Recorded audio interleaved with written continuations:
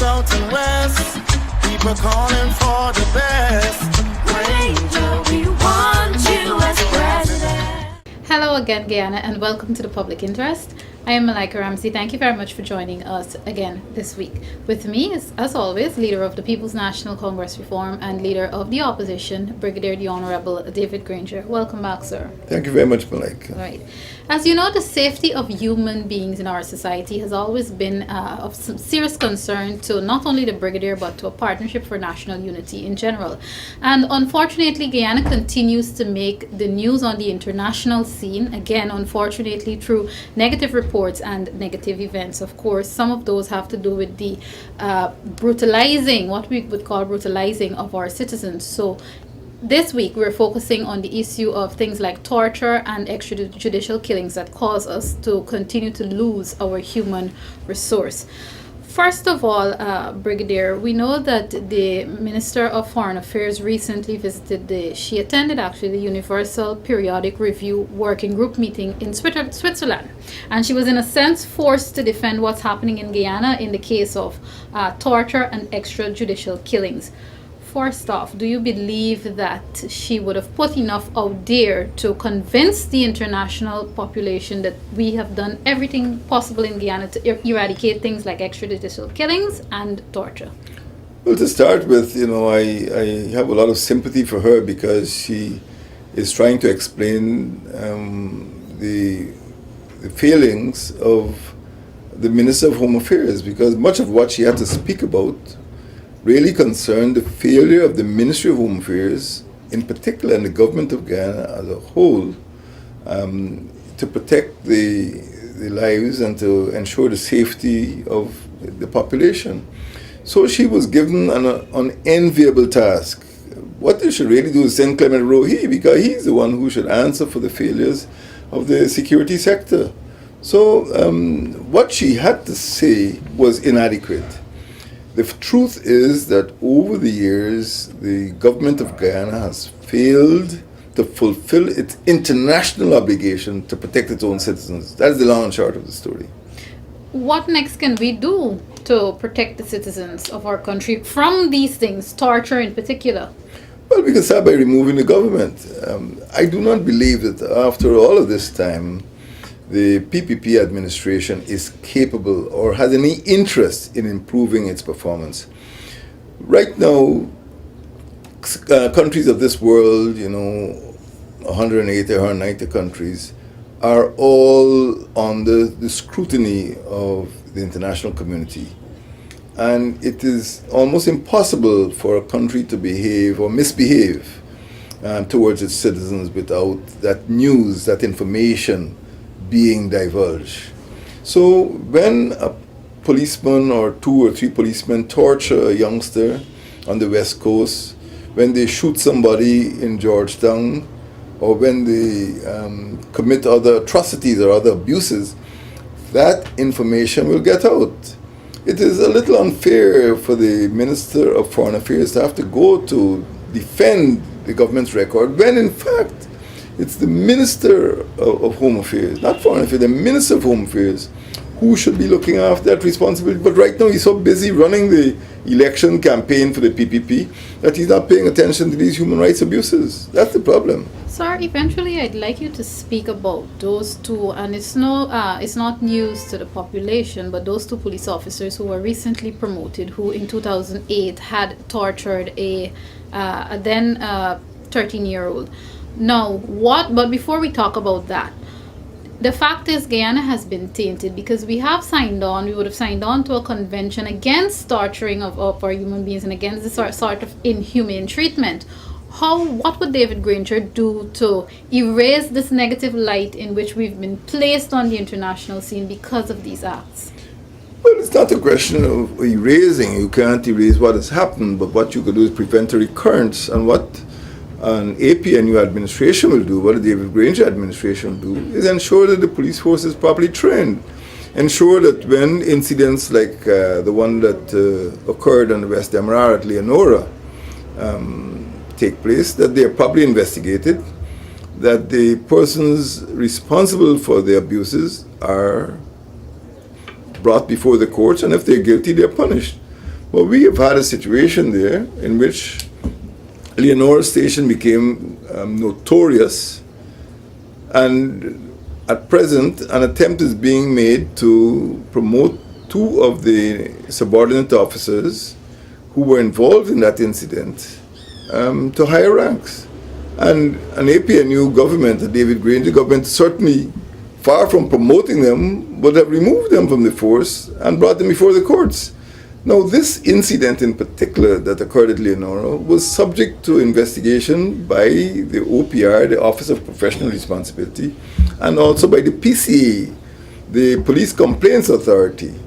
So there is no excuse, even though it is true that the two subordinate officers were not prosecuted because of failure to provide evidence. I regard it as a technicality. The results or the report of the OPR investigation indicate that that boy was tortured. They indicate that the two subordinate officers were involved, and there is no excuse for promoting them to higher ranking.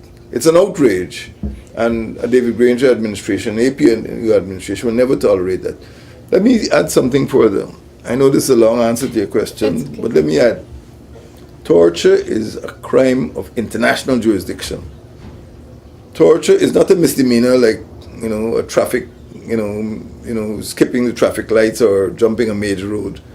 Torture is a serious crime, a crime of international jurisdiction. It means that those subordinate officers, if they go to Suriname or Trinidad, they could be arrested for torturing a Guyanese. It's as bad as that. So, Mr. Silal Prasad, the Commissioner of Police, is playing with trouble. The government of Guyana is playing with trouble by not stopping the promotion of these subordinate officers. In fact, they should be removed from the force. Now, I'm happy that you mentioned Mr. Silal Prasad, the acting police commissioner. He was quoted in the media as basically saying, look, this has happened. These officers were, in a sense, punished, and it's time to move on. Of course, these words are not direct quotes, but he's basically saying it's time to move on. Are we going to punish these police officers forever? Your response? Well, I think the words you use, life goes on or life must goes on, something similar to that. It's not a matter of punishing them forever. I mean, there are serious crimes and there are minor misdemeanors. And Mr. Prasad must understand that torture is a serious crime and it's not going to be overlooked. You can't say that somebody committed a murder a few years ago and it's time to move on. I put torture and murder in the same category. As far as I'm concerned, it is not time to move on. As far as I'm concerned, it is time to punish people who have done wrong, people who have inflicted pain on a youngster. And even though the youngster may have claimed compensation through his lawyer, at present, we have a situation where torturers are going unpunished. And not only going unpunished, are being treated with favor. The problem also is that I need to come back to the question of the foreign minister in Geneva, but the problem also is that when you do not punish persons who commit serious crimes, they continue to commit those crimes again. And we have had other cases of torture. We've had other cases of extrajudicial killing by the police at Leonora Station. So by failing to punish the subordinate officers, the police are sending a message, hey, it's okay to go on behaving as you've been behaving. And that, I think, is a very serious problem. That because they failed to punish the torturers, you now have what I call copycat crimes. Other police officers are behaving in the same way. Important that you mentioned not punishing these people, sending a wrong signal, a wrong message to other police officers who may want to get, unfortunately, become involved in the act. But the question may arise, or the people may want to say, well, look, these things happen once and far, once in a blue moon. It's not an every day or every month. And in this case, I must quote the Foreign Affairs Minister. In terms of judicial killings, I am not aware of extrajudicial killings in this reported period. I think there has been one such report in 2011. Now, the fact that it's minimal, does that have anything at all to do with it? I'm not sure that the Minister of Foreign Affairs is correct to start with. And in many cases, shootings by the police are subject to definition or categorization by the police themselves. For example, if a person is shot, the police may very well report they were being attacked or he was shot while committing a crime. But the point I'm making is that we have not got a national human rights institution. And in fact, the recent UPR has called for the establishment of such an institution, so that when these crimes are committed, they are not being treated with the seriousness they deserve. So I do not accept Minister Rodriguez's statement. There have been other killings, and as far as I'm concerned, some of them are not being categorized as killings because they are treated as confrontations with the police, or they're treated as crimes, which took place or during the commission of a more serious crime. So I think the Minister of Foreign Affairs has got it all wrong. And what we need is a human rights body that is going to deal with these cases in the way that they deserve to be dealt with, that they're crimes against humanity, and there is no excuse or there is no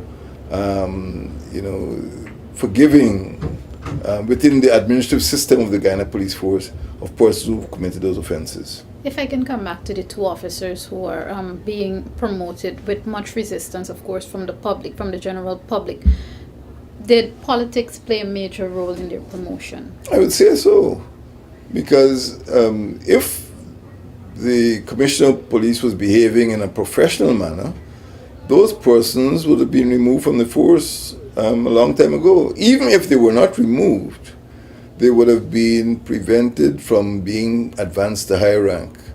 So the crime is so serious that it warrants a review. And APNU is not prepared to accept the promotion of those two subordinate officers.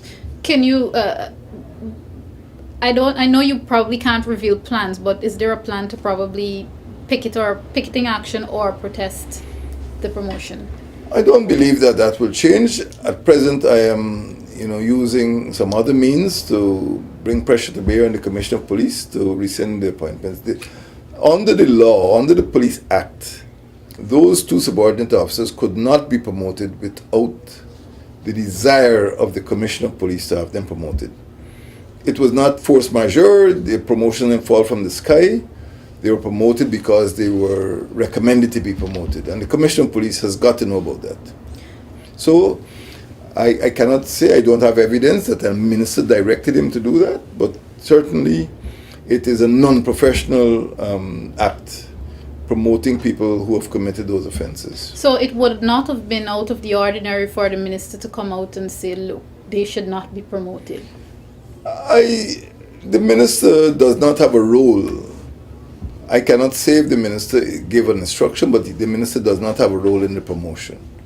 So what I would say is that the behavior of the commissioner is what is responsible for the promotion of these two subordinate officers. Brigadier, on a matter that's related but a bit different before we have to begin to wrap up now, you talked about penalizing these people to the fullest extent of the law, of course not in those words, so that it would not set a bad example to the other members of the Guyana Police Force who would think, okay, it's okay to do this and get away with it. But apart from the penalties, is it that we need some sort of training sessions or mentoring for our officers in terms of their mental capacity? Because again, why would you torture someone? Well, I don't know about mental capacity. I mean, there's a law, and if you break the law, you'll be punished.